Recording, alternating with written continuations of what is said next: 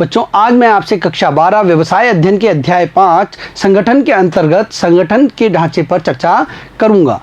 पिछले वीडियो में हमने संगठन के महत्व को देखा और संगठन के ढांचों के बारे में देखा था। देखिए, संगठन ढांचा एक उपक्रम के लिए बहुत ही आवश्यक होता है। यदि सही तरीके से संगठन के ढांचे को तय किया जाता है तो संगठन उपक्रम आगे बढ़ता है। देखिए बच्चों, संगठन ढांचा चयनित करने के लिए उपक्रम किस प्रकार के उत्पादों का निर्माण कर रहा है यह देखा जाता है। यदि संगठन एकल उत्पाद का निर्माण कर रहा है तो वह कार्यात्मक संगठन ढांचे को चुनता है। यदि वह कई उत्पादों का निर्माण कर रहा है, कई विभिन्न प्रकार के उत्पाद बना रहा है, तो उसे प्रभागीय संगठन ढांचे को चुनना होता है। और संगठन अपनी जटिलताओं के कारण, अपने विस्तार के कारण, अपनी वृद्धि के कारण इस ढांचे में परिवर्तन लाते रहते हैं। वो अपने ढांचे में स्थिरता नहीं लाने देते। आइए देख लेते हैं संगठन ढांचों के प्रकार। देखिए, दो प्रकार के ढांचे होते हैं, कार्यात्मक संगठन ढांचा, प्रभागीय संगठन ढांचा। इस चित्र के माध्यम से आप इन दोनों को आसानी से समझ सकेंगे। देखिए, कार्यात्मक संगठन ढांचे में सबसे पहले होते हैं प्रबंध संचालक, और इनके बाद में ये अपने कार्यों को अलग अलग विभागों में बांट देते हैं। मानव संसाधन कार्य, विपणन, खोज एवं विकास कार्य, क्रय, इनके आधार पर अलग अलग कई सारे विभाग होते हैं जो एक जैसे कार्यों को करने के लिए बनाए जाते हैं। उत्पादन कार्य करने के लिए उत्पादन विभाग हो जाएगा। इस प्रकार से अलग अलग विभाग इनमें बने होते हैं। देखिए, प्रबंध संचालक और उसके नीचे सीधे विभाग आ जाते हैं और इनके बाद में इनके अंदर कर्मचारी आ जाते हैं। दूसरा है प्रभागीय संगठन ढांचा। देखिए बच्चों, इसके अंतर्गत प्रबंध संचालक हैं, ये अलग अलग जो अपने उत्पाद हैं उनके अनुसार अलग अलग प्रभाग बना देते हैं। जैसे सौंदर्य प्रसाधन से संबंधित अलग इन्होंने प्रभाग बनाया हुआ है, परिधान कपड़ों से संबंधित इन्होंने अलग प्रभाग बनाया हुआ है, और पादुका यानी ये चप्पल बनाने का कार्य करते हैं तो इन्होंने अलग प्रभाग बनाया हुआ है। इसी प्रकार यदि ये प्लास्टिक से संबंधित कोई कार्य कर रहे हैं तो उसके लिए ये क्या करेंगे, अलग से प्रभाग बना देंगे। प्लास्टिक उत्पाद तैयार करने के लिए ये अलग से प्रभाग बना देंगे। अब इन प्रभागों के अंतर्गत ये सारे जितने भी विभाग हैं ये होंगे। देखिए, प्रसाधन, सौंदर्य प्रसाधन के अंतर्गत भी मानव संसाधन विभाग होगा, विपणन विभाग होगा, खोज एवं विकास विभाग होगा, क्रय विभाग होगा। इसी प्रकार परिधान कार्य करने के लिए भी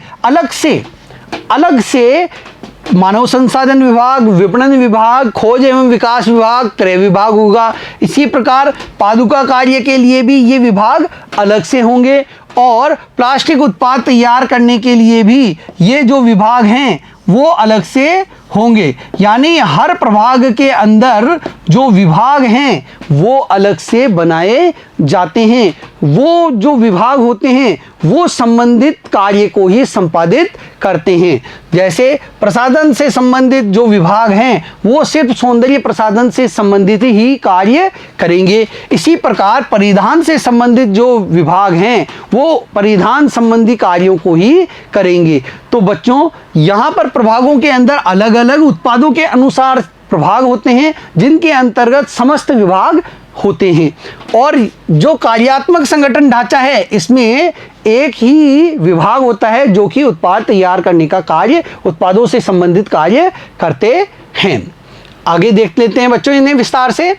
कार्यात्मक संगठन ढांचा, देखिए इसमें भी वही बताया है प्रबंध संचालक और उसके अंतर्गत अलग अलग विभाग। पूरी संस्था को उसके द्वारा की जाने वाली मुख्य क्रियाओं या कार्यों के आधार पर विभक्त करने को कार्यात्मक ढांचा कहते हैं। देखिए, यहाँ पर स्पष्ट हो रहा है कार्यात्मक ढांचा क्या है। पूरे संगठन के जो भी कार्य हैं उनको एक जैसे कार्यों की प्रकृति के अनुसार उनको अलग अलग विभागों में हम बांट देते हैं, क्रियाओं के अनुसार उन्हें अलग अलग विभागों में बांट देते हैं। तो ये क्या है, कार्यात्मक ढांचा है। कार्यात्मक ढांचे की संरचना समस्त कार्य को बड़े बड़े कार्यात्मक विभागों में वर्गीकृत करके की जाती है। उत्पादन से संबंधित कार्य उत्पादन विभाग के अंतर्गत आएंगे। और क्रय से जुड़े हुए जितने भी कार्य हैं वो क्रय विभाग के अंतर्गत आएंगे, चाहे वह छोटी वस्तु का क्रय करना हो, चाहे वह बड़ी वस्तु का क्रय करना हो, सारे कार्य इसके अंतर्गत आ जाएंगे। उत्पादन से संबंधित समस्त कार्य उत्पादन विभाग के अंतर्गत आ जाएंगे। समान प्रकृति के सभी कार्यों, उत्पादन, विपणन, खोज एवं विकास, वित्त आदि को संगठन के एक भाग में रखकर एक समन्वयकर्ता अध्यक्ष के अधीन कर दिया जाता है। देखिए, जो एक समान प्रकृति के कार्य हैं उनको एक विभाग में रखकर उसका एक समन्वयकर्ता अध्यक्ष नियुक्त किया जाता है, जिसे हम क्या बोलते हैं? विभागाध्यक्ष बोलते हैं। उसे हम क्या बोलते हैं? विभागाध्यक्ष। वो उस विभाग का अध्यक्ष होता है, यह समन्वयकर्ता अध्यक्ष भी कहलाता है। ये विभाग आगे उपवर्गों में विभाजित किए जा सकते हैं। अब इन्हें अलग अलग उपवर्गों में हम विभाजित कर सकते हैं। उत्पादन कार्य है तो इसके 2-3 अलग अलग 4 अलग उपकार्य के आधार पर इसके टुकड़े किए जा सकते हैं। इसमें छोटे छोटे अन्य कार्यों के आधार पर इसके टुकड़े किए जाते हैं, विभाजित कर सकते हैं। कार्यात्मक संगठन एक संगठनात्मक नमूना है जिससे समूह समान अथवा एक रूप होते हैं या सभी संबंधित कार्य साथ साथ होते हैं। देखिए, जहां समान कार्यों को एक विभाग में बांट दिया जाता है वहां सारे कार्य एक साथ भी चल सकते हैं या समूह के रूप में अलग अलग भी चल सकते हैं। यह संगठनात्मक नमूना होता है। गुण विशिष्टीकरण, यह व्यावसायिक विशिष्टीकरण की ओर प्रेरित करता है क्योंकि विशिष्ट कार्य पर ही बल दिया जाता है। देखिए, कार्यात्मक जो संगठन ढांचा है इसमें एक उत्पाद को तैयार करने का कार्य किया जा रहा है। अब उस उत्पाद से संबंधित समस्त कार्यों को एक विभाग के अंतर्गत दे दिया जाता है और वह विभाग उससे संबंधित कार्य को ही संपादित करता है। इससे उनमें विशिष्टता आ जाती है। बार बार जब वो एक ही प्रकार के कार्य करेंगे तो उनमें विशिष्टता आ जाती है और इसका फायदा उपक्रम को ही पहुंचता है। जब कार्यों को कार्य के प्रकार के आधार पर समूहों में रखा जाता है तो सभी कार्य केवल एक प्रकार के होते हैं। देखिए, जब एक समान प्रकृति के कार्यों को एक विभाग में रख दिया गया है तो सारे कार्य एक जैसे ही होंगे। इस प्रकार कम समय में अधिक व अच्छा काम किया जाता है और उन कार्यों को जब एक ही विभाग में बार बार किया जा रहा है तो वो कम समय में संपादित होने लगते हैं, साथ ही वो अच्छे तरीके से संपादित होते हैं, उन्हें अच्छे तरीके से किया जाता है क्योंकि कर्मचारियों में अब विशिष्टता आ गई है। दूसरा है समन्वय की स्थापना। एक विभाग में काम करने वाले सभी व्यक्ति अपने अपने कार्य में विशेषज्ञ होते हैं। देखिए, जब एक विभाग में कई व्यक्ति कार्य कर रहे हैं तो वो अपने अपने विषय में विशेषज्ञता हासिल कर लेते हैं, अपने अपने कामों में वो विशेषज्ञ बन जाते हैं और उनमें आपस में सामंजस्य बना रहता है क्योंकि वो सभी एक ही विभाग में काम कर रहे हैं। उत्पादन विभाग के अंदर मान लीजिए 4 कर्मचारी कार्य कर रहे हैं, 4 कर्मचारी कार्य कर रहे हैं और इनके कार्य एक दूसरे से जुड़े होते हैं क्योंकि उत्पादन से जुड़े हुए हैं, तो ये आपस में सामंजस्य स्थापित कर लेते हैं, एक दूसरे का सहयोग कर लेते हैं।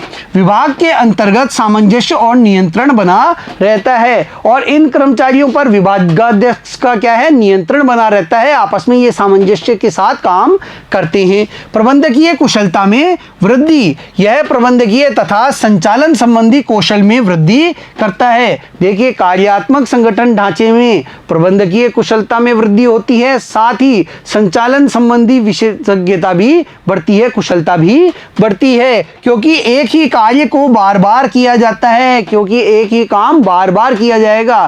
क्रय विभाग क्रय करने का काम बार बार करेगा, विपणन विभाग विपणन करने का काम, मार्केटिंग करने का काम बार बार करता है, उसमें कुशलता प्राप्त कर लेता है, जिससे कुशलता बढ़ती है तथा परिणाम अधिक लाभदायक होता है। जब कुशलता बढ़ती है, जब विशेषज्ञता आ जाती है तो परिणामों में भी लाभ बढ़ता है, लाभप्रदता बढ़ जाती है। पुनरावृत्ति का कम होना, देखिए संगठन के इस प्रारूप में परिवर्तनों की पुनरावृत्ति नहीं होती जिससे आर्थिक बचत होती है और लागत कम होती है। देखिए, एक विभाग है, जो विभाग है उसके अंतर्गत समस्त कर्मचारियों को पता होता है कि उन्हें क्या कार्य करने हैं। तो ऐसी अवस्था में कार्यों की पुनरावृत्ति नहीं हो पाती, काम का दोहरान नहीं हो पाता। ये जो पुनरावृत्ति है ये यहाँ पर नहीं होगी, क्योंकि सबको अपना काम पता होता है कि मुझे ये कार्य करना है, कोई अन्य व्यक्ति उसका कार्य नहीं करता है। इससे कार्यों का दोहरान रुक जाता है, पुनरावृत्ति रुक जाती है और संगठन की आर्थिक बचत भी होती है, क्योंकि लागत अब कम आने लगी है। प्रशिक्षण में आसानी, देखिए इसमें काम का दायरा छोटा होता है, अर्थात एक विभाग में ही काम करना होता है, जिससे कर्मचारियों को प्रशिक्षण देना आसान हो जाता है। जब एक विभाग के अंदर कर्मचारी नियुक्त होता है तो उसे पता होता है कि उसे किस विभाग से संबंधित क्या कार्य करना है। इससे उस कर्मचारी को प्रशिक्षण देना भी आसान हो जाता है और वह कर्मचारी भी अपने विभाग से संबंधित कार्यों को ही संपादित करता रहता है। कार्यों पर ध्यान, एक विभाग के कार्यों पर ही ध्यान देना होता है, जिससे सभी कार्यों पर आसानी से ध्यान दिया जा सकता है। देखिए, संगठन के कर्मचारी को ये पता है कि उसे इस विभाग में कार्य करना है, तो वह उससे संबंधित कार्यों पर ध्यान लगाता है और उसे ही कुशलता से करने पर अधिक जोर देता है। बच्चों, कार्यात्मक संगठन ढांचे के कुछ दोष भी हैं, आइए देखते हैं। दोष, संगठनात्मक उद्देश्यों की अवहेलना। देखिए, जो विभाग हमने बनाए हैं उनके विभागाध्यक्ष ये चाहते हैं कि उनका विभाग बहुत तेजी से आगे बढ़े, संगठन में उनका विभाग अपने उद्देश्यों की पूर्ति समय पर करे। ऐसी स्थिति में वे अपने जो विभाग के उद्देश्य हैं उन पर तो ध्यान देते हैं, लेकिन संगठन के समन्वित उद्देश्यों पर वो ध्यान नहीं देते, उनकी अवहेलना करते हैं। इससे उपक्रम को नुकसान उठाना पड़ता है। प्रत्येक विभागीय अध्यक्ष अपनी इच्छानुसार काम करता है, वे अपने विभागीय उद्देश्यों को ही महत्व देते हैं, जिससे संगठन के उद्देश्यों की हानि होती है। जब एक विभाग अपने विभागीय उद्देश्यों को तो महत्व दे और वह संगठन के उद्देश्यों को महत्व ना दे, तो ऐसी स्थिति में संगठन के उद्देश्यों की हानि होती है, उनकी पूर्ति नहीं हो पाती। संगठनात्मक हित की अपेक्षा विभागीय हित पर ध्यान केंद्रित करने से समस्या उत्पन्न हो जाती है, और जब एक विभाग संगठनात्मक हित को दरकिनार करते हुए अपने विभागीय हितों को ही देखता है, तो ऐसी स्थिति में समस्या उत्पन्न हो जाती है, उपक्रम के सामने कठिन स्थिति आ जाती है।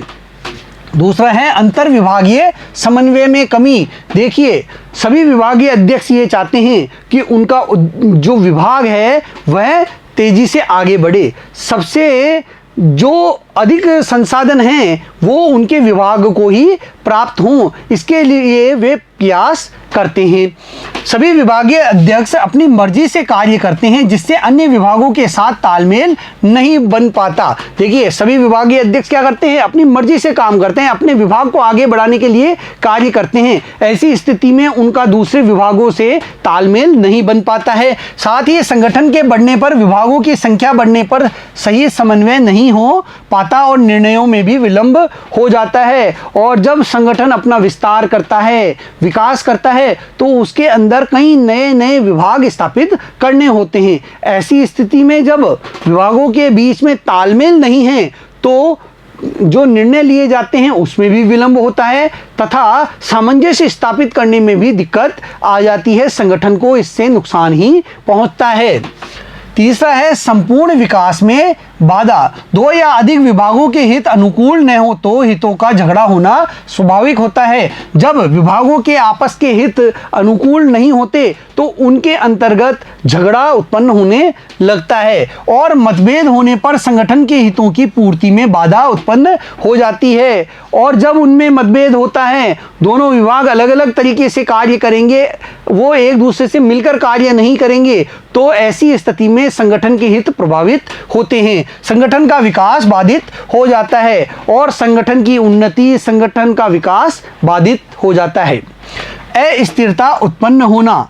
अंतर विभागीय झगड़ों से अस्थिरता की स्थिति उत्पन्न हो जाती है। देखिए, जब दो विभाग जैसे उत्पादन विभाग हैं और विपणन विभाग हैं, यदि इन दोनों में तालमेल नहीं है, विपणन विभाग को उत्पादों की आवश्यकता है, लेकिन उत्पादन विभाग उस अनुरूप उत्पादन नहीं कर रहा है, तो ऐसी स्थिति में न तो संगठन के विपणन लक्ष्य पूरे हो पाएंगे, न ही उत्पादन संबंधी लक्ष्य पूरे हो पाएंगे। उत्पादन विभाग और क्रय विभाग में तालमेल नहीं है, तो ऐसी स्थिति में उत्पादन करने के लिए कच्चे माल की जो आवश्यकता है वह क्रय विभाग द्वारा क्रय नहीं की जाएगी, और इससे भी उत्पादन प्रभावित होगा, संगठन के हित प्रभावित होंगे। तो इनके बीच आपस में झगड़े होने पर संगठन के हित, उपक्रम के हित प्रभावित होते हैं। ज्ञान में वृद्धि न होना। देखिए, जब कर्मचारी एक विभाग में काम करता है तो वह एक ही प्रकार का कार्य करता रहता है, इससे उसमें नए ज्ञान की वृद्धि नहीं हो पाती है। एक विभाग में एक ही प्रकार का कार्य करने के कारण कर्मचारियों को एक कार्य में तो विशेषज्ञता प्राप्त हो जाती है, पर उन्हें अन्य विभागों से संबंधित कार्यों की ना तो जानकारी प्राप्त होती है, ना ही वो उसका प्रशिक्षण प्राप्त करते हैं। जब कर्मचारी भर्ती होता है और उसे एक विभाग में भेज दिया जाता है तो वह उस विभाग से संबंधित कार्य तो कर लेता है, उसमें कुशलता अर्जित कर लेता है, विशेषज्ञता प्राप्त कर लेता है, वहाँ पर वह प्रशिक्षण भी प्राप्त करता है, लेकिन वह अन्य विभागों के कार्यों से अनभिज्ञ रहता है और उनके प्रति वह जागरूक नहीं हो पाता, ना ही वह उनमें प्रशिक्षण प्राप्त कर पाता है। वे विभिन्न क्षेत्रों में अनुभव प्राप्त करने में असमर्थ होते हैं, जिससे उनके ज्ञान में विस्तार नहीं हो पाता और इसके कारण उनका ज्ञान भी नहीं बढ़ पाता है, उनका ज्ञान सीमित क्षेत्र तक ही रह जाता है। उपयुक्तता। देखिए, कार्यात्मक संगठन ढांचा किन उपक्रमों के लिए उपयुक्त है, देखते हैं। यह उन संस्थानों के लिए अति उपयुक्त होता है जो आकार में बहुत बड़े हैं तथा जहां क्रियाओं में विविधता है तथा संचालन में उच्च कोटि के विशिष्टीकरण की आवश्यकता होती है। देखिए, ऐसे संगठन जो आकार में बहुत बड़े होते हैं, साथ ही क्रियाओं में विविधता होती है, कई प्रकार के कार्य किए जाते हैं, वहां पर ये कार्यात्मक जो संगठन ढांचा है वो पाया जाता है, वहां के लिए उपयुक्त होता है। साथ ही जहां पर उच्च कोटि के विशिष्टीकरण की आवश्यकता होती है, विशिष्टता की आवश्यकता होती है, वहां पर इस प्रकार के ढांचे को देखा जाता है, लागू किया जाता है। अगला है बच्चों प्रभागीय संगठन ढांचा। देखिए बच्चों, इसके अंतर्गत यहाँ पर आप चित्र देख रहे होंगे कि एक प्रबंध संचालक होता है जो कि कार्यों का संचालन करता है, और उसके अंतर्गत जो भी उत्पाद एक उपक्रम, एक इकाई बनाती है, उसके अनुसार प्रभाग बने होते हैं। जैसे एक इकाई प्रसाधन का कार्य करती है, परिधान निर्मित करने का कार्य करती है, पादुका निर्माण करने का कार्य करती है, अलग अलग वो उत्पाद तैयार करती है। इसी के अनुसार वह इकाई जो है, वह जो उपक्रम है, वह अलग अलग प्रभाग बना देता है, और इन प्रत्येक प्रभागों के अंतर्गत मानव संसाधन कार्य भी किया जाएगा, विपणन का कार्य भी होगा, खोज एवं विकास का कार्य भी होगा, क्रय कार्य भी होगा, उत्पादन कार्य भी होगा, लेखा कार्य भी होगा, और इनके अनुसार विभाग बने होंगे। ये सारे विभाग प्रसाधन कार्य के अंतर्गत हैं, प्रसाधन प्रभाग के अंतर्गत हैं। इसी प्रकार ये सारे प्रभाग परिधान प्रभाग के अंतर्गत भी होंगे, वहां पर भी ये सभी जो विभाग हैं ये बनाने होते हैं। इसी प्रकार पादुका निर्माण वाले प्रभाग में भी ये सारे विभाग बनाने होते हैं। आइए देखते हैं। पूरे संस्था को उसके द्वारा उत्पादित किए जाने वाले उत्पादों, प्लास्टिक उत्पाद, मेटल उत्पाद आदि के आधार पर विभक्त करने को प्रभागीय संगठन ढांचा कहते हैं। देखिए, एक संगठन जो कई प्रकार के उत्पाद तैयार करता है तो उसको उसके उत्पादित किए जाने वाले उत्पादों के आधार पर विभक्त करने को ही हम प्रभागीय संगठन ढांचा कहते हैं। अब वह चाहे प्लास्टिक उत्पाद हो सकता है, मेटल से संबंधित उत्पाद हो सकता है, कांच से संबंधित उत्पाद हो सकता है, तो किसी भी प्रकार के उत्पाद जो एक संस्था निर्मित करती है उसके अनुसार यदि वह अपना प्रभाग बना लेती है तो यह प्रभागीय संगठन ढांचे के अंतर्गत आता है। बड़े संगठनों में विविध प्रकार की गतिविधियों का संचालन किया जाता है। के इसके द्वारा सरल तथा मूलभूत कार्यात्मक ढांचे से अलग प्रभागीय संगठन ढांचे का गठन किया जाता है। देखिए, जो बड़े संगठन होते हैं वो कई प्रकार की गतिविधियों का संचालन करते हैं, वो कई प्रकार की गतिविधियां एक साथ संचालित करते हैं, और जो प्रभागीय संगठन ढांचा है इसके द्वारा उसके जो विभिन्न गतिविधियां होती है, विभिन्न उत्पाद तैयार किए जाते हैं, उनका कार्य आसानी से संपादित हो जाता है, जो उनकी गतिविधियों के लिए अधिक उपयोगी होता है। यह जो प्रभागीय संगठन ढांचा है उनकी इन विभिन्न प्रकार की गतिविधियों के लिए बहुत अच्छा होता है। एक प्रोडक्ट बनाया P1, P2 भी बन रहा है, P3 भी बन रहा है। अब इनके काम के लिए उन्हें सारी चीजें अलग अलग चाहिए, तो यहां पर उत्पादन का कार्य अलग होगा, मशीनें अलग हैं, इसके अलावा क्रय का कार्य, कच्चा माल अलग आएगा तो क्रय का कार्य अलग से होगा, लेखा कार्य अलग होगा, इसी प्रकार विपणन का कार्य भी अलग होगा, और ये सारे कार्य P2 में भी होंगे और प्रोडक्ट 3 के अंदर भी ये होंगे। यानी जितने भी प्रोडक्ट वह कंपनी बनाती है जो अलग प्रकार के हैं, जिसके लिए कच्चा माल अलग तरीके का चाहिए, मशीनरी अलग तरीके की चाहिए, तो वहां पर प्रभागीय जो ढांचा है वह बहुत महत्वपूर्ण भूमिका अदा करता है। ऐसे उपक्रम जो बाजार में एक से ज्यादा उत्पादों की पूर्ति करते हैं उनमें इस प्रकार का ढांचा दिखाई देता है। आपने कई कंपनियों के नाम सुने होंगे जो वस्त्र निर्माण करने का कार्य भी करते हैं, जो लोहे से संबंधित वस्तुओं का निर्माण भी करते हैं, प्लास्टिक से संबंधित वस्तुओं का निर्माण भी करते हैं। ऐसे संगठनों में प्रभागीय संगठन ढांचा देखने को मिलता है। इसमें पृथक व्यावसायिक इकाई अथवा प्रभाग का संगठन ढांचा समाविष्ट होता है, और ऐसी इकाइयों में जो व्यावसायिक इकाइयां होती हैं उनमें प्रभागीय संगठन ढांचा देखने को मिलता है। प्रत्येक इकाई का एक प्रभागीय प्रबंधक होता है, और जितने भी प्रभाग होते हैं एक इकाई में उन सभी के लिए एक प्रभागीय प्रबंधक नियुक्त किया जाता है, जो कि अपने प्रभाग से संबंधित जितने भी कार्य हैं उनकी निगरानी करता है, उनको देखता रहता है।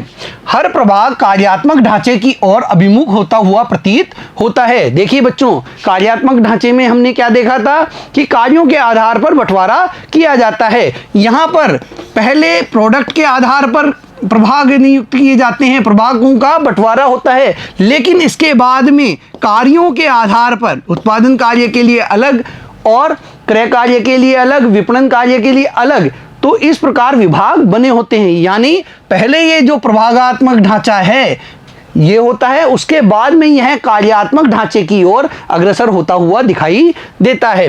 प्रभाग का प्रधान प्रभाग के लाभ अथवा हानि के लिए उत्तरदायी होता है, और जो प्रभाग का अध्यक्ष होता है वह उस प्रभाग के लाभ और हानि के लिए उत्तरदायी होता है, जिम्मेदार होता है।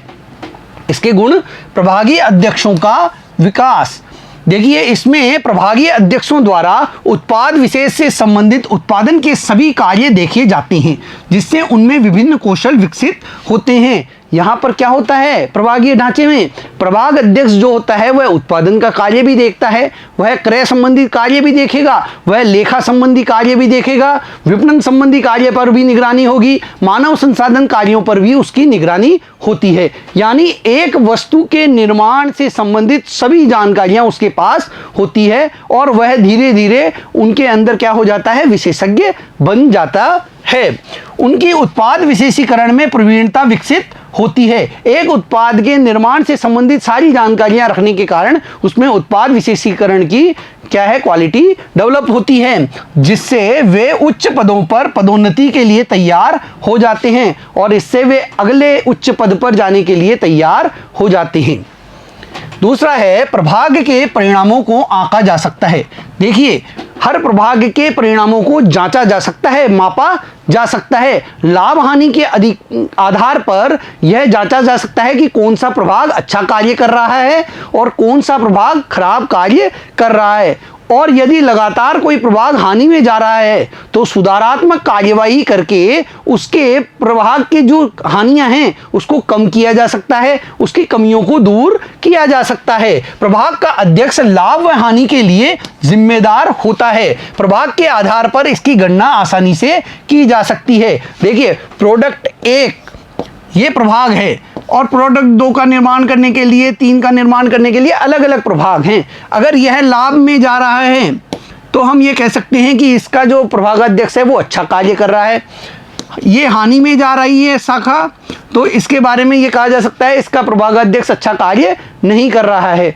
यानी हम ये गणना आसानी से कर सकते हैं कि कौन सा प्रभाग अच्छा कार्य कर रहा है और कौन सा नहीं कर रहा। इससे कार्य निष्पादन गणना को सही आधार मिल जाता है, उत्तरदायित्व तय होता है। प्रभाग का कार्य सही नहीं होने पर सुधारात्मक कार्यवाही भी की जा सकती है। अगर किसी प्रभाग में कार्य सही तरीके से नहीं हो रहा है तो इस गणना के द्वारा कि यहाँ हानि हो रही है तो अब इसके अंदर क्या करना पड़ेगा, हमें सुधार करना पड़ेगा। इसके जो कार्य हैं उन कार्यों का सही तरीके से संचालन किया जाना चाहिए। ऐसी स्थिति में यहाँ सुधारात्मक कार्य किए जाएंगे और इस हानि को दूर करने का प्रयास किया जाएगा। अगला देखते हैं बच्चों, शीघ्र निर्णय।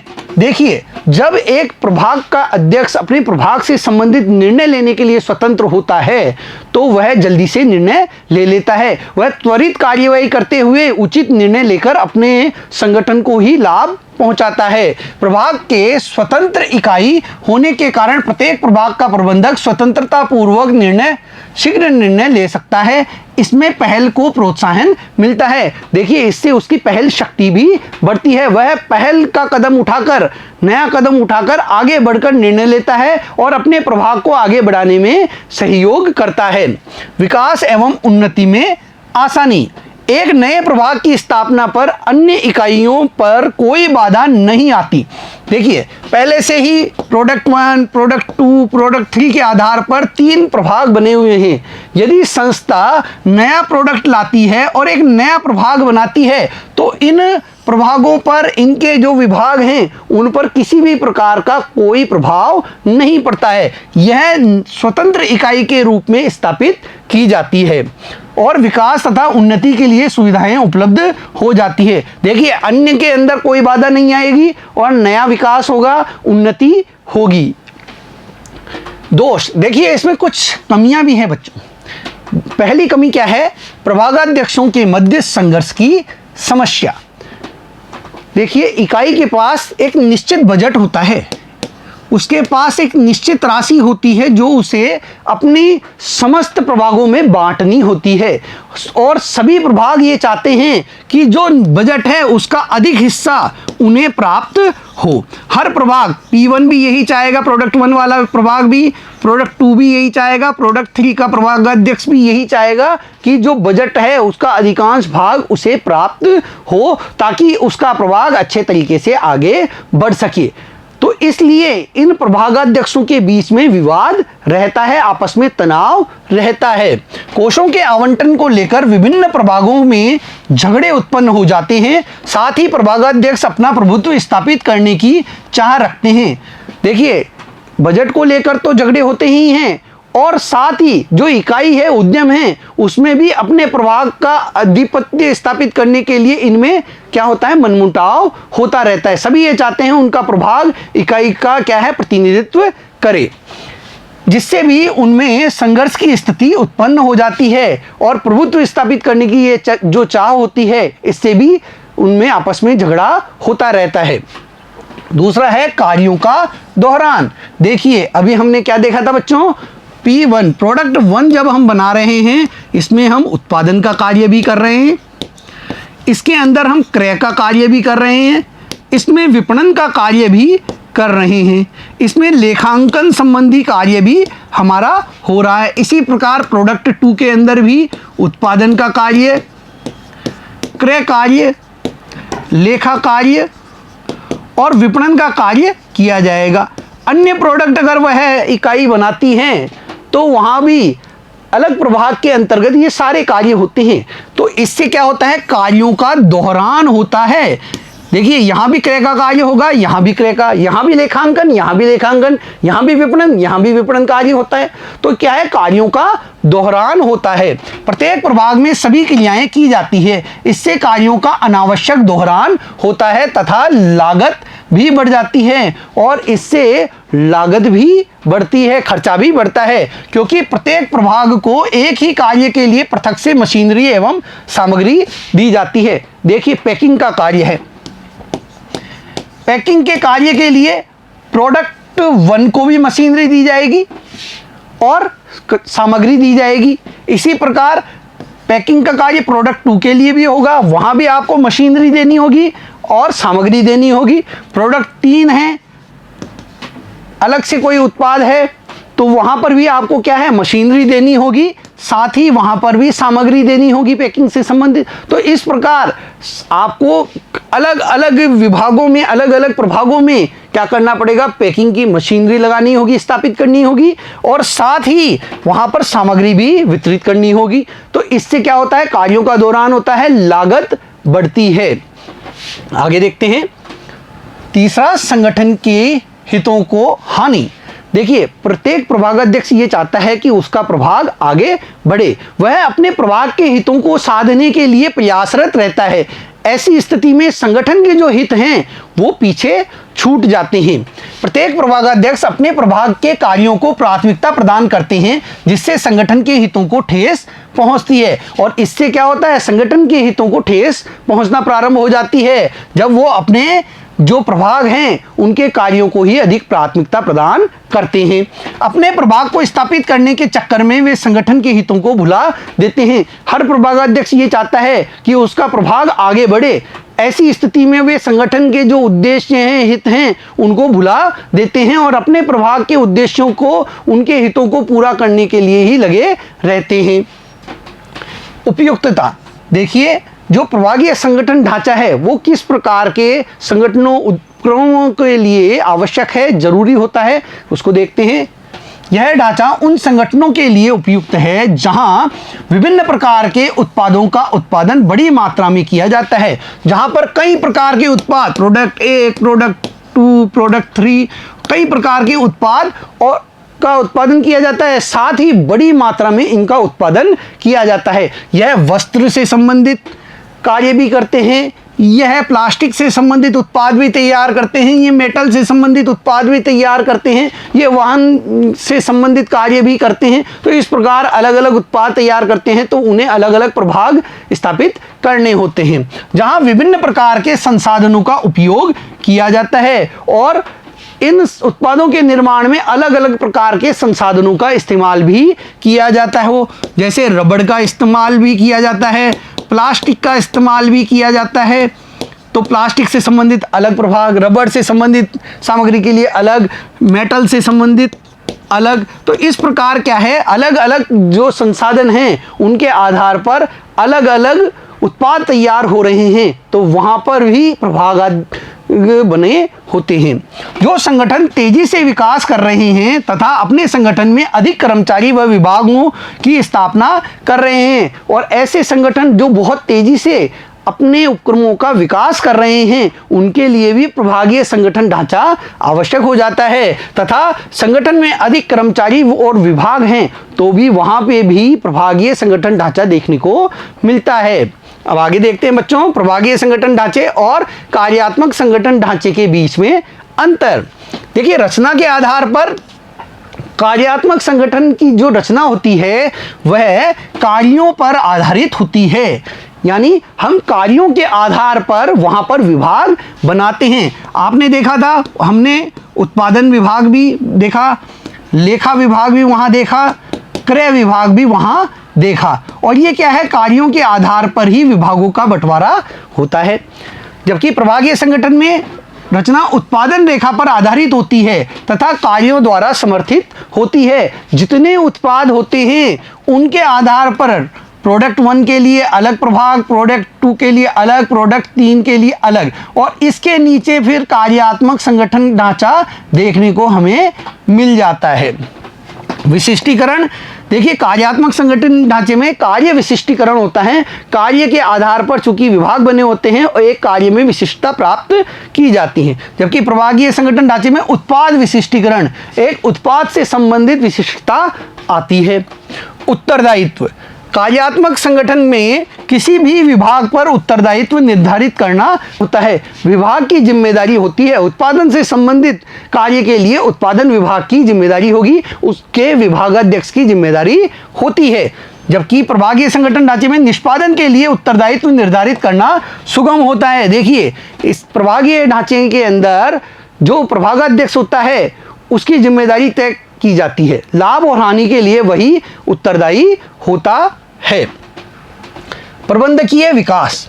कार्यात्मक संगठन में प्रबंधकीय विकास कठिन होता है क्योंकि प्रत्येक कार्यात्मक प्रबंधक को उच्च प्रबंधक को सूचित करना होता है। देखिए, हर विभागाध्यक्ष को अपने प्रबंधक को सूचना देनी होती है अपने कार्यों से संबंधित, जबकि प्रभागीय संगठन के अंदर सरल होता है। प्रबंधकीय विकास बहुत सरल होता है। स्वायत्तता, स्वतंत्रता, अनेक कार्य पूरे करने के कारण प्रबंधकीय विकास में सहायता मिलती है, क्योंकि जो प्रभागाध्यक्ष होता है वह स्वतंत्रता पूर्वक निर्णय ले सकता है अपने प्रभाग से संबंधित, तो वहां पर क्या होती है, स्वायत्तता होती है, तो उनमें प्रबंधकीय गुणों का विकास भी होता रहता है। लागत। देखिए, कार्यात्मक संगठन में कार्यों की पुनरावृत्ति न होने के कारण मितव्ययी होता है। कार्यात्मक संगठन में एक विभाग एक कार्य को करेगा, वह कार्यों के आधार पर ही विभाग बनाए जाते हैं, तो वहां कार्यों का पुनरावर्तन नहीं होता। जबकि प्रभागीय संगठन में विभिन्न विभागों में पुनरावृत्ति होने के कारण महंगा होता है। उत्पादन का कार्य प्रोडक्ट 1 में भी हो रहा है, प्रोडक्ट 2 के लिए भी हो रहा है, प्रोडक्ट 3 के लिए भी हो रहा है और मशीनें तीनों में लगेगी। पैकिंग का कार्य तीनों में हो रहा है, तो वहां पर मशीनरी भी लगेगी, सामान भी। जबकि अगर एक जगह ही होता तो एक ही मशीन द्वारा और एक ही जगह सामान मंगवाकर कार्य किया जा सकता था। अगला है सामंजस्य। देखिए, कार्यात्मक संगठन में बहुउत्पाद कंपनियों के लिए यह कठिन होता है। जो कंपनियां अलग अलग तरीके के कई सारे उत्पाद बनाती है, उनके लिए कार्यात्मक संगठन बहुत कठिन हो जाता है। प्रभागीय संगठन सुगम होता है क्योंकि किसी विशेष उत्पाद से संबंधित सभी कार्य एक ही विभाग में एकीकृत होते हैं। एक उत्पाद के लिए पूरी श्रृंखला अलग ही होती है, उसके लिए उत्पादन शाखा भी अलग है, क्रय शाखा भी अलग है, लेखा शाखा भी अलग है, विपणन शाखा भी अलग है। दूसरे प्रोडक्ट के लिए ये सारी शाखाएं विभाग अलग होते हैं, तो वहां पर कार्य आसान हो जाते हैं। बच्चों, आज हमने प्रभागीय संगठन और कार्यात्मक संगठन ढांचे के बारे में जानकारी प्राप्त की, इन दोनों के बीच के अंतर को भी देखा, साथ ही यह भी देखा कि किस प्रकार के उपक्रमों के लिए ये उपयुक्त होते हैं, इसके बारे में हमने जाना। अगले वीडियो में फिर मिलेंगे। धन्यवाद।